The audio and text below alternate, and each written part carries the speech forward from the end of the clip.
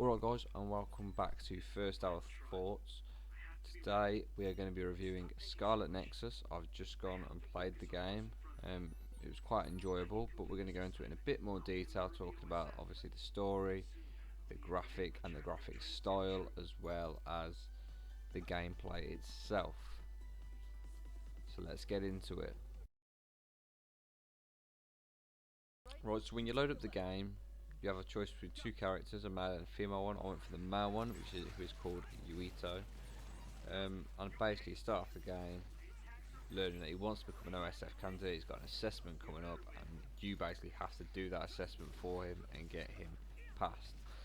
During the assessment, you learn you've got the power of psychokinesis, which means you can pick up objects without touching them and throw them at your enemies, which is great fun. I won't lie to you. It's really fun just to be able to kind of throw something at them and then quickly get back at them with your sword, start slashing them a bit. It's blooming brilliant. And then once you've passed your assessment, you're officially an OSF candidate. You start learning that your family kind of runs in the OSF, and they've been in it for centuries. So it was almost kind of like fitting that you become part of that.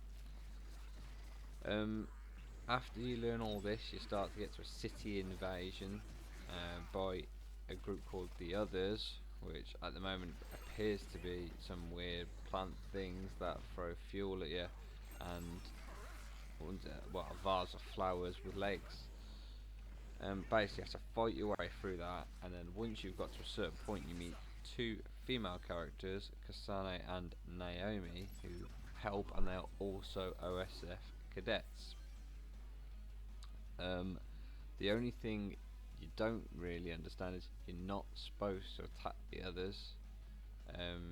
You're kind of going against the rules doing that as an OSF cadet, and somehow you get away without really being told off at all, if not too badly, which is obviously a good thing if you're Yuito and Naomi and Kasane.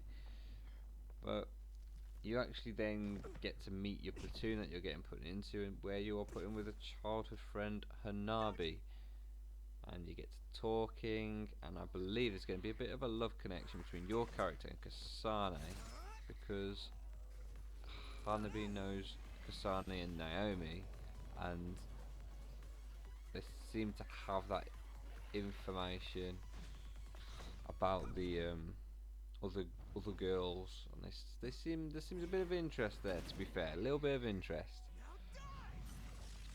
From there, you basically on your first assignment, which is around about where I got to.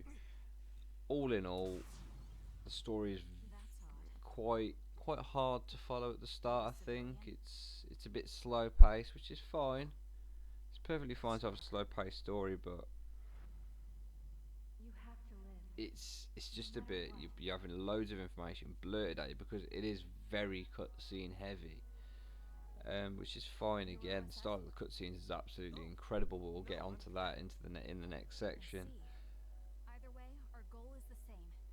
The story needs to hit a little harder, I think, than just wanting to become an OSF cadet. I'm sure the story will progress and get better the further we get into it, but at the moment it seems a little bit lackluster. There's not enough backstory there for me to want to really get into this game, buy into it and go, yeah, this is my game. So for that reason, the story is going to be getting a 6 out of 10. I always feel in that first hour you need a story to grab you and say, look, play this game. This game is what it needs. And unfortunately, it just doesn't do that. It just doesn't do that. I can't say I'm eager to pick the game back up again based off the story at all. So a 6 out of 10. It's a good effort. There is definite scope for a fantastic progression, but at the moment it's just not what I was hoping for. So going on to the graphics, it is quite cartoony, but that is actually the style it's meant to be in. So to judge it, I'm judging it off. Did I feel immersed in the graphics? Did they make me feel part of that story? And yeah, they did. It was they were they did bring you in, even though they are a little cartoony. They do bring you in, and when you come out of the cutscenes in particular, there it's not as cartoony. It just looks really nice and smooth. In the cutscenes, the style of them is out of this world. Massive fan of the style of the cutscenes. They just, if you're gonna go for that way of making a cutscene of having just heads pop up as they talk, rather than having it like a movie, so to speak, you've got to go and make it your own, and they certainly have. It looks incredible, and it really does help get you listening to what's going on and trying to get involved in the story. They've done a fantastic job of that. I think there's a couple of things at times, especially when there's loading screens, where there's a bit of lag. It's not great. It does drop frames. Whether that's my PC or the game, I'm not entirely sure. But other than that, graphically, I'm very pleased with what I'm seeing. Very happy with the game, and for that reason, I'm going to give it an 8 out of 10. Really, really pleased. It's the cutscenes that have buffered that up to that 8. It would have been a 7 otherwise, but the cutscenes really have made that big impression on me. And if I decide to play through the game more, I really hope that those cutscenes continue as they are, because they're beautiful, absolutely beautiful. So gameplay, as I've mentioned, it's very cutscene heavy. So in the first hour we haven't had too much gameplay in there. However, the gameplay we have had, the fight sequences we have had, this is one of the most enjoyable games I've played in a while, in terms of being in a fight with the others. The ability to pick up an item from 10 meters over, chuck it at someone, and then charge forward, swing at them, or do like an uppercut with your sword and send them into the air and just keep hitting them. It's insanely fun, absolutely insanely fun. And whereas I think the story does lack, the gameplay kind of makes up for it, because when you get past those cutscenes, as beautiful as they are, you can get into that gameplay and you can just have fun with it. You can just literally slaughter enemies, and honestly, it really is incredible to be able to sit there and swing your sword and just see the little purple slashes, see the enemy get flung up into the air, and then be able to, whilst they're in the air, telekinesis a car over to hit them, and then go back in there with more sword digs. It's absolutely incredible, to be honest with you, and I would challenge anyone to find a game that does it much better than the Scarlet Nexus. The one thing that does let this game down is the camera control. It's a bit weird, it does take a little bit getting used to, but when you are used to it, it's fine. It doesn't take long. Like, it took me, I'd say, about 20-25 minutes to get used to, but once I was used to it, it was just like normal, really. It's just that first 20 or so minutes, it is a struggle to kind of get used to.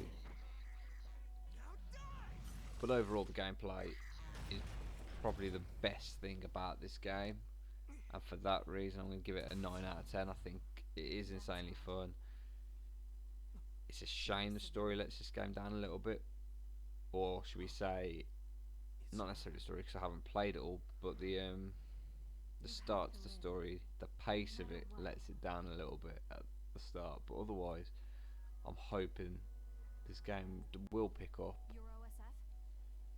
But yeah, 9 out of 10 for the gameplay, definitely. Really, really fun. So with all things considered, The story not necessarily gripping me, but the graphics, especially on the cutscenes, I think are incredible. The gameplay being as fun as it is, I cannot get over the fact that despite how fun the gameplay is, I do struggle to see myself staying interested if I cannot get invested in the story. And at the moment I can't. At the moment I am struggling on that front. And for that reason I'm going to give it a 7 out of 10 overall. It'll be the kind of game that I'll pick up here and there, but I can't see myself binging through it and just smashing out the game, and because I'm having an insane amount of fun. I suppose that answers the next question really. Am I going to carry on with it? As of this second right now, the answer to that is probably no. I'm not looking to carry on with it right now. Maybe if I run out of games, but having Game Pass I can't see that happening. But at the moment I can't, no, it's a no. I can't see myself picking it back up because I'm just not invested in the story. And it may pick up, I've said that before, but it may pick up, but at the moment it just hasn't hit me. And an hour into a game, if it still hasn't hit you, for me, that's a bad sign. But anyway, that is all for today. So if you like the video, then please do drop it a like. Please give me that little subscribe, and I'll catch you guys later.